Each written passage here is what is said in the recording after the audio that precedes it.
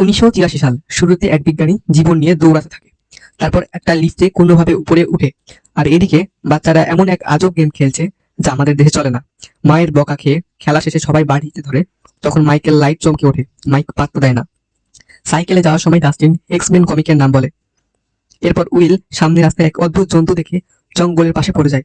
এরপর সেই জন্তুর হাত থেকে বাঁচতে সে তার বাড়ির পিছনের আলাদা ঘরে বন্দুক লোড করে, মানে বন্দুক দিয়ে মারবে, কিন্তু তখনই সে হঠাৎ গায়েব হয়ে যায়। উইলের মা তার পরের দিন উইলকে আর খুঁজে না পেয়ে পুলিশ স্টেশনে যায়। এদিকে ডক্টর গ্রেনার আর তার টিম প্রথমেই দেখানো ল্যাবের সেই ভয়ঙ্কর একটা স্থানে যায়। পুলিশ মাইকেল, ডাস্টিন আর লুকাসের কাছে জিজ্ঞাসা করে উইলের ব্যাপারে। তখন তিনজন কে আগে কথা বলবে এই বিষয়ে ঝগড়া শুরু করে। উইলের মা ভাই উইলের খোঁজ করা শুরু করে। এদিকে এক বাচ্চা মেয়েকে দেখানো হয় যে কোনো কথা বলছে না, শুধু খাচ্ছে। পরক্ষণেই তার শক্তি ব্যবহার করে সেটা অনেক দূরে থেকেই ফ্যানকে থামিয়ে দেয়, দিয়ে আবার খাওয়া শুরু করে।